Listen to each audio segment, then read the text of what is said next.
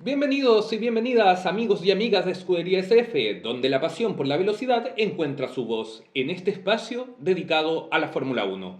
Hoy estoy junto al profesor, mi amigo Francisco, para analizar brevemente las alternativas que nos dejó este Gran Premio de Japón.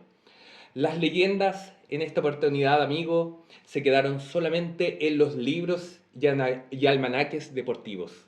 Los pilotos prefirieron el saque y las flores de cerezo por sobre las katanas y los conflictos. Y nos dejaron una competencia tranquila, lineal, para algunos muy aburrida.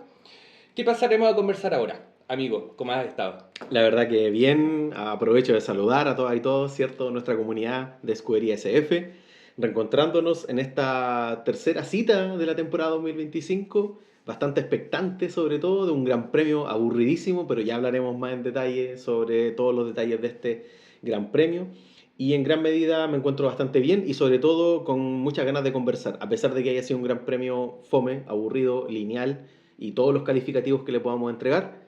Considero que también nos dio algunos elementos importantes a conversar. Yo creo que el tema aquí de las leyendas, de la gran calidad de los pilotajes, va a ser algo que va a seguir dando sobre todo que hablar para esta temporada. Así que amigos y amigas, me encuentro muy bien y exultante de lo que va a ser este nuevo capítulo. Amigos y amigas, venimos de un Gran Premio de Japón, el cual, como hemos mencionado en simples líneas, no nos dejó mucho.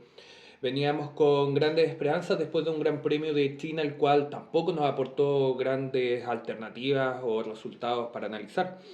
Vimos un fin de semana en el cual la constancia de un equipo como fue McLaren se fue de a poco derrumbando después de la clasificación, dándonos una carrera la cual pasaremos a analizar y dándole un pequeño espacio, pero que sí destaca a un piloto como es el neerlandés Max Verstappen, quien configuró, terminó un fin de semana redondo para las aspiraciones de este RB20 con los colores blancos y el homenaje a Honda. Una espectacularidad de sensaciones, sentimientos, en especial por los cambios internos que había sufrido la estructura. Un Yuki que en los entrenamientos mostró grandes habilidades que no se pudieron plasmar dentro de la carrera y en definitiva un gran premio que nos vaticinaba grandes cosas, conflictos, peleas, choques, la lluvia, los Accidentes. incendios, los pocos espacios de sobrepaso y en definitiva Mm. se convirtió en una carrera lineal que ahora sí vamos a pasar a analizar. ¿Sí te parece, Francisco? Sí, me parece. Yo creo que hay que entrar de lleno. Vamos a hacer un breve resumen sobre un poco los elementos más importantes, generales que nos puede entregar este Gran Premio. En gran medida hay que hablar de que el inicio de este Gran Premio de Japón en el circuito de Suzuka tuvo un inicio muy tranquilo de carrera. Se esperaba, como tú bien mencionabas, una amenaza, ¿cierto? En gran medida del primer lugar, después de una pole titánica, espectacular, sublime, podría decir incluso, de Max Verstappen en condiciones de mucha inferioridad, donde se veía o se postulaba, y yo creo que en gran medida el análisis que se hacía previamente era una posibilidad, ¿cierto?, de que los McLaren podrían ir al ataque de Max Verstappen para arrebatarle el liderato, pero la verdad que toda esa posibilidad se derrumbó en la primera curva, ya que Max Verstappen de muy buena manera mantuvo el liderato y como les decía, fue un inicio bastante tranquilo de carrera. Muchos de ellos además manteniéndose a tiro de DRS, las diferencias eran bastante mínimas, pero sin posibilidad de sobrepaso. ¿Ya? Es algo que nos ha traído Suzuka en gran medida en los últimos tiempos, en los últimos años de la categoría, y la verdad obviamente que deja sobre todo malas sensaciones con respecto a el espectáculo en pista.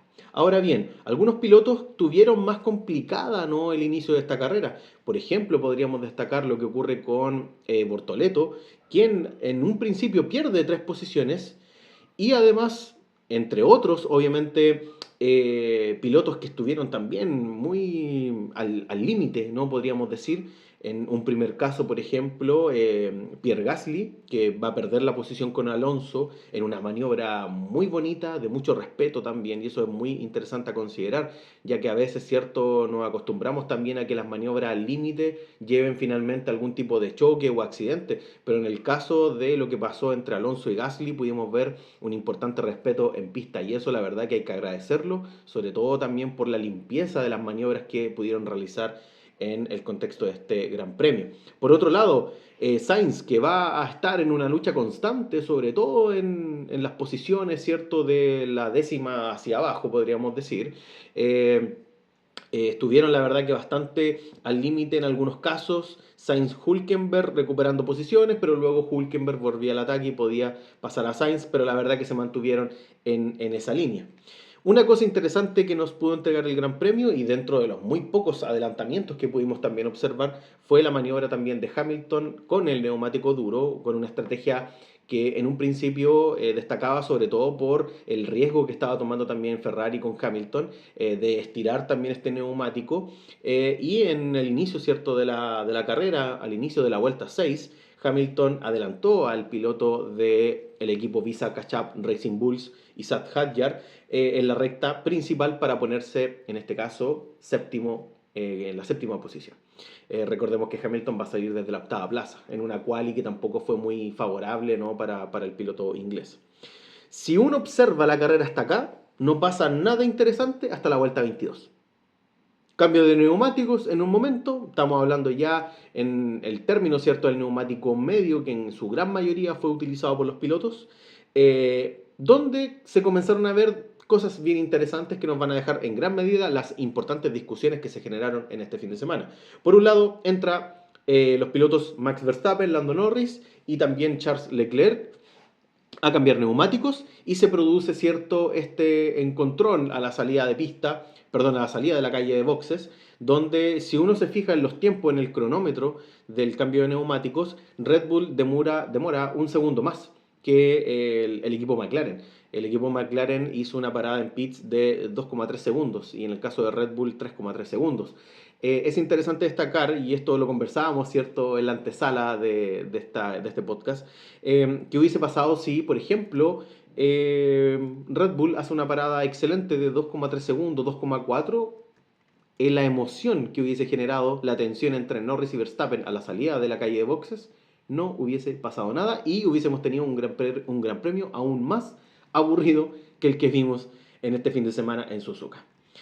Lando y Max obviamente salen a la par, una situación que termina por concluir con una salida al césped de Lando Norris, bastante gracioso, sobre todo por las comunicaciones que se generaron entre los pilotos, ¿cierto?, con sus radios, con su propio ingeniero, donde incluso en el corralito posterior a la carrera, Max Verstappen hizo bastantes chistes, bastantes burlas a la situación que se encontró con Lando Norris. Un Lando Norris que en un principio estaba bastante molesto, ya que quería jugar un poco a, a los futbolistas brasileños, por ejemplo, cuando se jugaba contra la selección chilena, o me recordó, por ejemplo, como algunos otros jugadores argentinos, como, no sé, Di María, me acuerdo en algunos partidos, ¿cierto?, Chile-Argentina, donde buscan finalmente la posibilidad de que el arbitraje, en este caso la FIA, obviamente, pueda ir en favor finalmente en esta situación, en este encontrón para el piloto, obviamente, Lando Norris.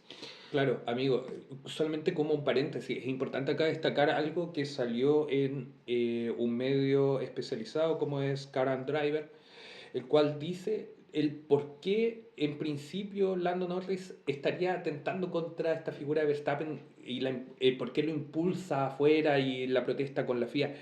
Es extraño el factor que sea el respecto de uno de los comisarios en específico que es Connelly, no recuerdo bien el nombre, el cual ya ha tenido antes roces con la figura de Red Bull y Verstappen en particular, con sanciones que incluso no correspondían y que figuras importantes como Niki Lauda, siendo representante cara visible con Mercedes, presentó formalmente ante los medios de que eran estupideces o malas decisiones.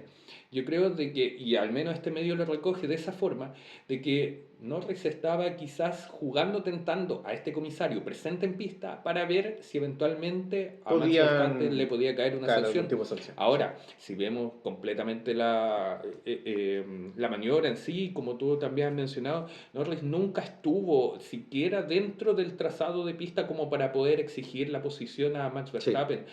Max Verstappen siguió en su línea, podía perfectamente abrirse un poco, pero no le correspondía ni tampoco se veía obligado. No. Entonces, el único que tenía que aflojar en ese momento era Lando.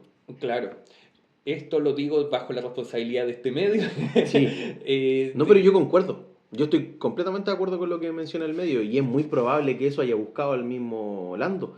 Lo importante es que si uno ve las onboards, es claro de que en este caso Max Verstappen, a ver, un ligero movimiento, pero él estaba pendiente también de Norris que venía atrás porque lo estaba mirando también por los espejos. Claro. Entonces él sabía, y si uno observa, por ejemplo, el auto de Red Bull, el monoplaza sigue la misma línea, en ningún momento se desvía y tampoco es una desviación tan grande. Por lo Claro. tanto, Lando también juega eso de, uy, me equivoco, uy, me echó de pista, uy, me sacó de mi línea. Efectivamente, y es una crítica que no quiero entrar mucho en profundidad, sí se la ha hecho constantemente a los pilotos en el último tiempo, en que se ha buscado más la sanción extradeportiva por medio de la aplicación de tiempo adicional por parte de la FIA, Sí. que en definitiva efectuar las maniobras o las peleas en pistas, que es lo que debiese corresponder.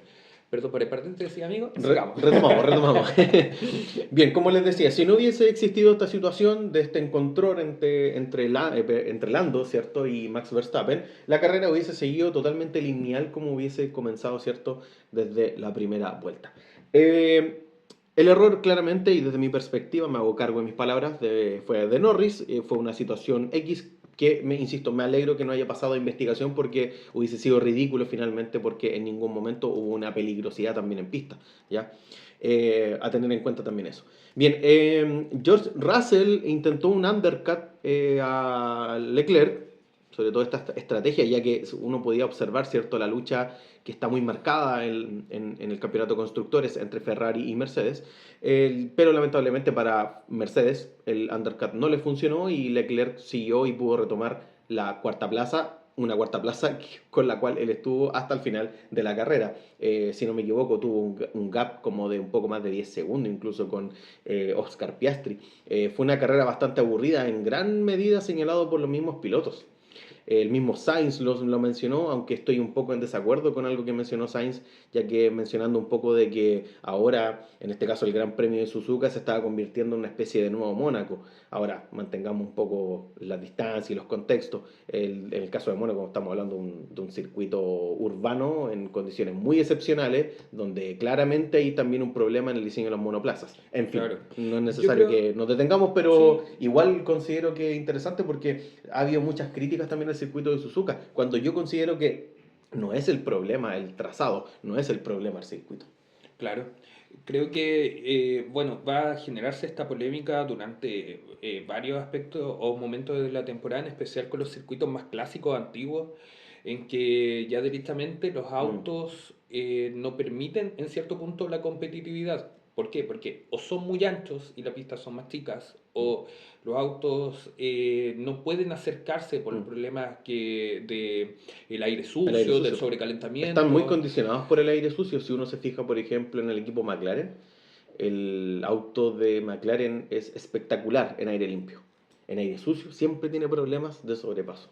Entonces son estos factores que hacen preguntarse si la Fórmula Uno puede seguir disputándose en gran premios tradicionales, que sería lo ideal, o si la normativa también FIA es el gran problema, porque estamos de acuerdo de que hay aspectos de seguridad los cuales son muy importantes, pero un auto que es gigante, es un tanque, no te va a dar el mismo espectáculo que un auto más chico Mm. y no son cambios de temporada muy pensando en los 50 los 60 estamos hablando de que en el 2000 en la temporada de los 2000 los autos eran casi un metro más chicos que Así es. los autos Que los actuales, actuales. pesaban 400 Mm. kilos, 300 kilos menos, los motores tenían otras condiciones, quizás la seguridad se ha mejorado, sí, pero también hay otros aspectos los cuales hay que rediseñar y pensar. Mm.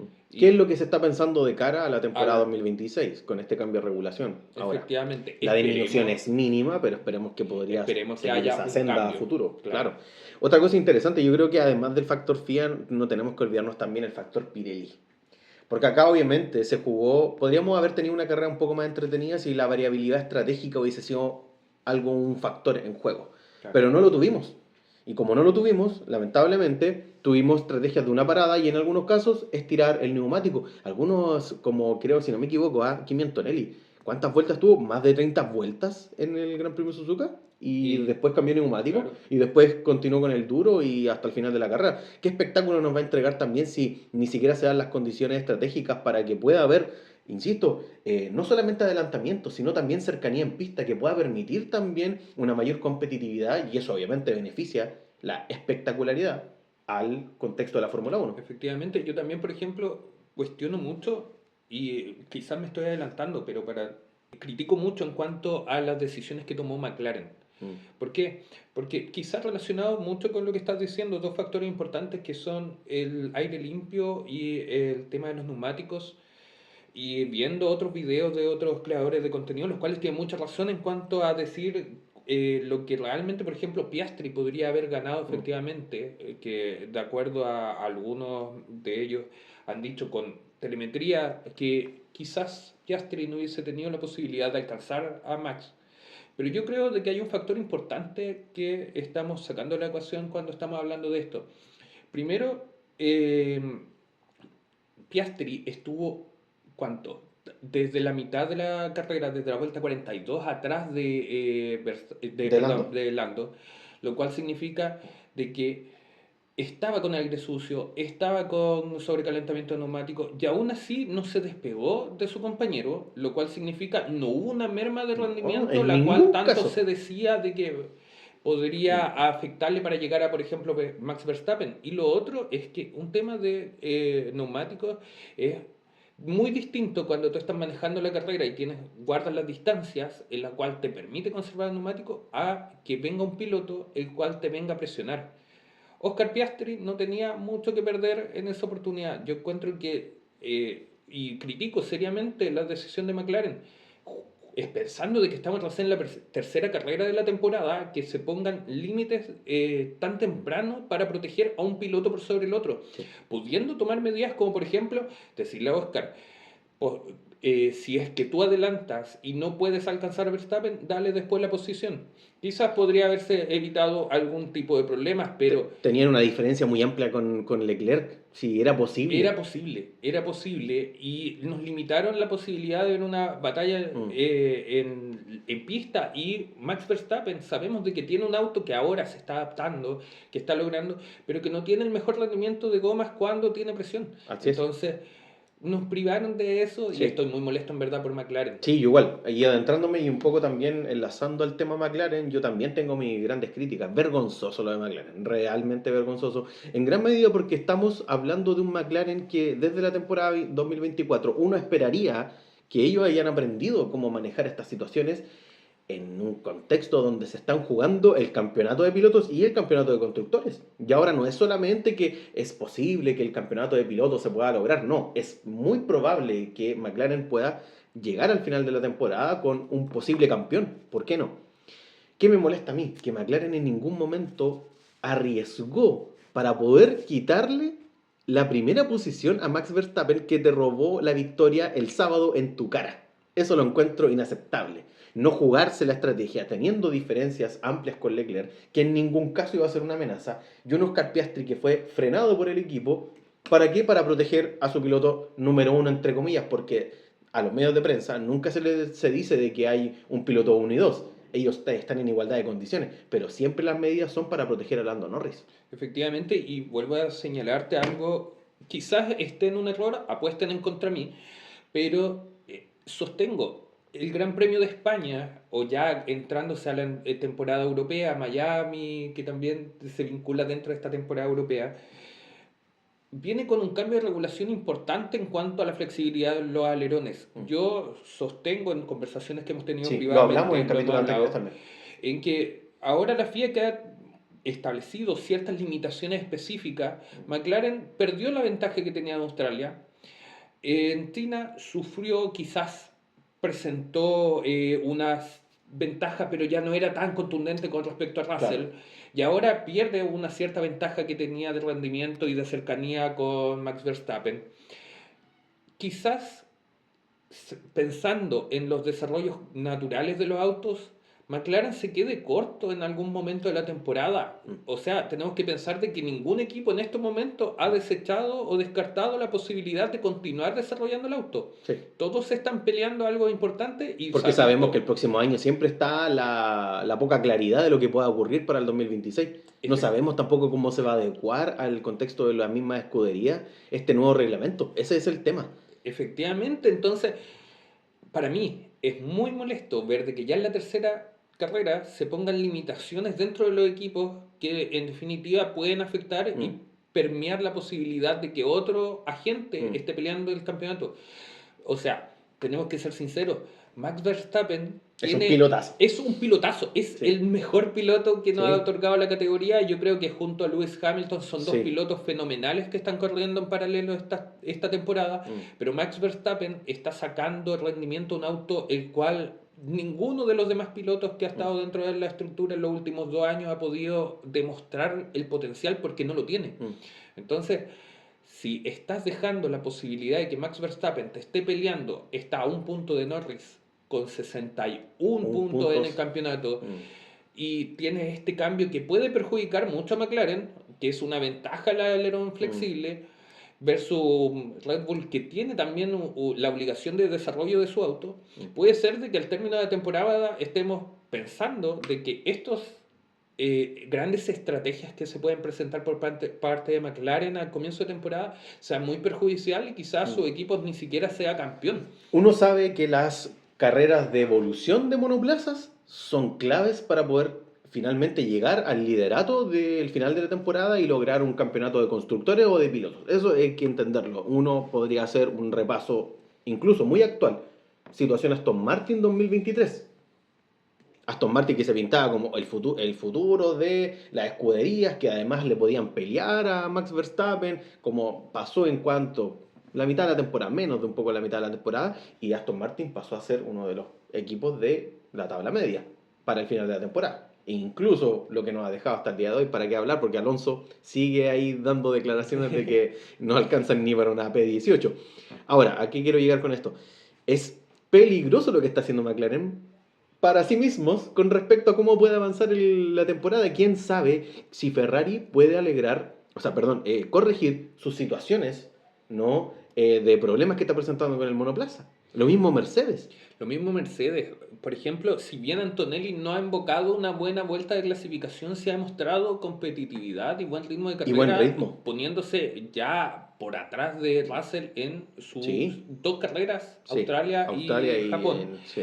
Lo cual demuestra de que es un piloto que en la medida que empieza a cargar confianza y experiencia, puede estar peleando, en especial si presenta algún tipo de evolución. El mismo Así Red es, Bull, así el es. mismo Ferrari Sí. y quién sabe qué otro equipo también pueda presentarnos algo distinto a mitad de temporada. Lo vimos con McLaren el año pasado que desde Miami Sí. empezó a demostrar un mejor funcionamiento a lo que No, había incluso partido. 2023, final de la temporada 2023. Recordemos que Oscar Piastri gana Qatar, la sprint de Qatar. Y ahí McLaren ya tenía un buen monoplaza y un concepto que les funcionó para la temporada 2024 y un concepto que les sigue funcionando para esta temporada y no logran invocar finalmente una hegemonía. Y eso es lo que más me saca un poco de quicio frente a esta situación. Porque McLaren tiene un cohete de auto, un cohete además que se adapta muy bien a diferentes tipos de circuitos. No es un monoplaza circuito dependiente, como lo pudo tener, por ejemplo, Ferrari en su momento, que era muy circuito dependiente, u otros equipos también. McLaren tiene un auto muy bueno y muy consistente respecto a los circuitos que están dentro de esta temporada 2025.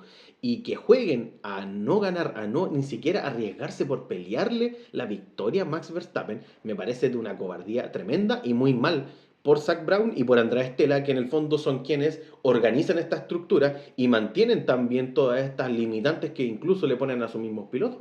Ahora, Lando Norris y Oscar Piastri no están en ningún caso al nivel de Verstappen. Yo No. eso opino. O sea, son muy buenos pilotos. Oscar Piastri, de mi percepción, mucho mejor que Lando.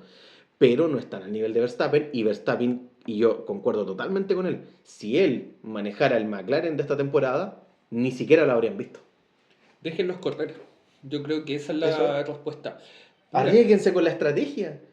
Lando paró detrás de Verstappen. Tenía que hacer todo lo contrario. Efectivamente, es así, lamentablemente, y mira, nosotros ya sinceramos las posiciones desde el primer capítulo. Los dos somos hinchas de Ferrari. Sí, estamos claros. Nosotros estamos en este momento sufriendo por la temporada. No hemos querido tanto adentrar Hablar de... porque No, todo el fin sería de triste. semana hemos estado molestos con el actuar de la estructura de Ferrari. Nos prometieron mucho Sí. con publicaciones, con esta Con llegada de Hamilton, marketing, videos, todo. todo. Nos ilusionamos Mm. y lamentablemente estamos sufriendo la ilusión. Pero, ojo, amigo, cuidado con esto. Esto es importante. Prefiero empezar de menos a De menos a más más. que de más a menos. Pero lo que voy es que también somos muy apasionados por la Fórmula 1. Sí. Eso Sí. nadie nos va a quitar aquello. Y nos Mm. molesta profundamente de que es estas estructuras que por conformismo Mm. no se logre Sí. dar el espectáculo que en definitiva aleja a las personas, quita el foco, el interés a las cosas que son importantes y que en definitiva también hace que haya personas que llegan a la Fórmula 1 pensando que va a haber un gran espectáculo Y y se encuentra terminen, con esto. claro, se Sí. queden dormidos y que vean de que se prefiere la competitividad en puntos o la Sí. comodidad La estabilidad de un equipo. a darle un poco de posibilidad, incluso darle posibilidad a sus pilotos Sí. a presionar a un piloto como es Max Verstappen, campeón. McLaren tiene la bandeja, pero servida para poder ser campeón este año en pilotos y constructores, y eso es algo que no están entendiendo. Me da mucha rabia porque es algo que uno ve como público y cómo es posible que ellos no lo vean. A menos de que sepan Y ahí hay un tema. Yo sé para dónde vas a ir. o tienen un potencial tremendo guardado Sí, o el auto se les puede caer a pedazos. sí. Y además, yo esto también lo estaba pensando. Yo creo que esta necesidad por parte de Andrea Stella de mantener el amiguismo entre Norris y Oscar, mantener un poco el status quo dentro de la escudería, yo creo que también tiene harta influencia sobre todo de las condiciones contractuales que nosotros y uno podía observar desde el año 2024 y en gran medida el manejo como manager que está haciendo Mark Webber con la figura de Oscar Piastri. No se sabe muy bien, ahí hay un gran interés, sobre todo en los medios, de poder escudriñar un poco en cómo se ha dado también esta relación, ya que Mark Webber ha estado también, y se lo ha visto en imágenes post Gran Premio de Japón, muy enojado con la situación actual de McLaren, ojo, de lo que ocurrió también en pista en relación a Piastri y Norris. A mí también me da un poco de sensación de eso, de que en el fondo no quieren mantener de manera muy conservadora la tranquilidad y sobre todo el hecho de que están haciendo puntos, pero no están pensando en lograr victorias. Y más que nada también porque, claro, no sabemos también cuál va a ser el camino de beneficios que va a tener uno u otro piloto. Ojo, y con esto más o menos me gustaría terminar también para poder pasar a los otros temas, pero me parece muy llamativo de que Andrea Stella diga que esto es un buen resultado. Es que me parece de un Es un conformismo es un ridículo. conformismo tremendo para el potencial que puede tener el auto, es un conformismo Sí, o tremendo. sea, mira, por último, y mencionaste delante a Ferrari. Ferrari está bien, se manda siempre malas decisiones estratégicas, problemas en términos de la construcción de su monoplaza, problemas con actualizaciones, etcétera, etcétera. Pero cuando tienen la oportunidad de ganar y si hay que arriesgar, y por último, si les sale mal, ellos reconocen que es una derrota. No están hablando, no, en realidad igual lo hicimos bien porque igual ganamos puntos. No, para Ferrari perder un gran premio es. Estamos hablando ya de que estamos en un fallo. Hay un fallo de por medio. Por último, lo reconocen. Por último, incluso, insisto, tienen la capacidad de arriesgarse a veces. Y a pesar de que no les resulte. Pero lo que está haciendo McLaren, considerando que es una escudería histórica, no estamos hablando de Haas, no estamos hablando de Kick Sauber, no estamos hablando ni siquiera de Racing Bulls. Estamos hablando de McLaren. Un equipo que tiene historia, tradición y que se sabe que está peleando los importantes títulos. Así No es. está peleando por una posición dentro de la tabla que le va a entregar un par de millones más o menos. Que vuelva Ron Dennis. Que vuelva Ron Dennis a ordenar esta situación. Revívanlo, por favor. Amigo, para pasar y olvidarnos un poco de esta rabia, ¿qué te pareció Duhan? Uf, me metiste en un tema interesante también. Bueno, situación y contexto. Antes de pasar a lo de Duhan, para terminar, obviamente Concluye la carrera. Nos quedó un poco largo el paréntesis, pero concluye la carrera. Max Verstappen gana con no ¿De muy, verdad? mucha diferencia, no mucha diferencia con Lando Norris y Oscar Piastri. En cuarto lugar, Leclerc, seguido de los Mercedes, posteriormente Hadjar y luego Hamilton. Hay que premiar, obviamente, aquí, y lo quiero mencionar. Albon, muy bien, sigue sumando puntos. Muy bien, Williams. Muy bien, Muy Williams. bien, Williams. Albon estuvo enojado toda la carrera, pero muy bien, Te consistente. lo dije a comienzo de Sí, temporada, quizás. sí. Sí, Te lo ahí dije, lo te lo vamos, ahí dije, lo te lo vamos a seguir dije. analizando. Pero no, una carrera muy aburrida, pero que por lo menos en términos de las actuaciones de los rookies yo creo que es algo muy destacable. Eso. Y así, antes de entrar a Duhan, y viendo esto, tu piloto del día, Tsunoda fue elegido por el público y la transmisión de la Sí, Fórmula 1. totalmente en desacuerdo con esa decisión, si te soy sincero. O sea, Tsunoda obviamente se entiende la popularidad y sabemos que el piloto del día es una encuesta de popularidad, básicamente. Nunca es como un reconocimiento efectivo de el desempeño que tuvo un piloto en pista. No. En el caso de Tsunoda, hizo una carrera correcta, no se esperaba tampoco que él hiciera muchas cosas. Max Verstappen ganó en condiciones de inferioridad y no le vamos a pedir lo mismo a Yuki. Pero yo creo que un inicio tibio, esperemos que obviamente siga mejorando a futuro. Mi rookie en este caso del día yo colocaría a Oliver Berman. Berman. Para mí, sí. Tu rookie No del día. sería así. Del día, del contexto de la carrera sería Berman, pero también aplauso y felicitaciones para Hadjar, que también destaca. Yo pondría a Antonelli, pero que es, insisto, contexto, Antonelli está en un equipo Mercedes, no está Claro. compitiendo con equipos de media tabla. Claro, yo, si, tratándose del piloto del día, ¿Sí? diría que Verstappen. Ah, Verstappen. Partió el fin de semana, es un tiempazo, de Sí, verdad, analizándolo. No logra mejores sectores que los otros pilotos. El sí, sector uno fue de Norris, si no me sí, equivoco, el segundo y el tercero fue de Piastri, y sí. aún así logra una vuelta que es hermosa, es Mm. fenomenal, sin errores, el auto lo condujo y lo controló a la perfección y de ahí sepultó toda chance para los rivales de lograr algo. Amigo, te tiro un dato. ¿Tú sabes cuál es la tasa de conversión de poles en victorias que tiene Verstappen? ¿El porcentaje? Dígame, 80%. una máquina, Máquina. una máquina. Pero es que es increíble, es increíble. ¿Y quiénes vienen después? En los últimos días han salido hartas tablas de conversión de pole a victoria y es que Max Verstappen tiene un porcentaje altísimo comparado con otros pilotos, ganándole a Schumacher, Hamilton incluso, a Fernando Alonso, etcétera. No, Tremendo. yo igual considero piloto del día Max Verstappen y Y de los rookie del rookies día, yo diría Hadjar. Hadjar o Oliver Berman. Para mí fueron las mejores actuaciones. Para mí, Hadjar. Sí, El concentrarse después del primer error en Australia y volver a demostrar de que está por sobre, en este caso, Lawson, demuestra de que es un piloto que tiene mucho potencial y sí, que en esta se la doy a Helmut Marko de que tenía razón de sí, de subirlo. subirlo al equipo de Racing Bulls. Totalmente de Duhan. acuerdo. Duhan. Duhan, básicamente, práctica libre 2 se estrella en el inicio, ¿cierto?, de su vuelta. ¿Qué decir? Accidente feísimo. Yo cuando vi las imágenes del accidente dije, uff, peligroso. Porque ese tipo de choque en otros años es peligroso. Podría haber dejado finalmente con secuela al mismo piloto. Menos mal que Duhan, ¿cierto?, sale del accidente estrellándose, ¿cierto?, al inicio de la primera curva, más encima, luego de la primera recta, ¿cierto?, que de DRS. Y si uno observa las onboards, se puede ver, ¿cierto?, las luces que se quedaron detenidas en el volante, ¿cierto?, del auto de Duhan. Y bueno, se estrella en un choque bastante feo, bastante extraño. Si uno veía las primeras imágenes, pensaba, quizás, ¿qué pasó? ¿Qué ocurrió? Incluso en las transmisiones, los periodistas también concordaban en lo mismo. ¿Qué es lo que pasó? ¿Habrá sido algún error de tipo técnico del auto? Pero no. Duhan, en la salida, ¿cierto?, de la recta principal del circuito de Suzuka, una recta que tampoco es muy larga, pero da la entrada muy rápida a la primera curva.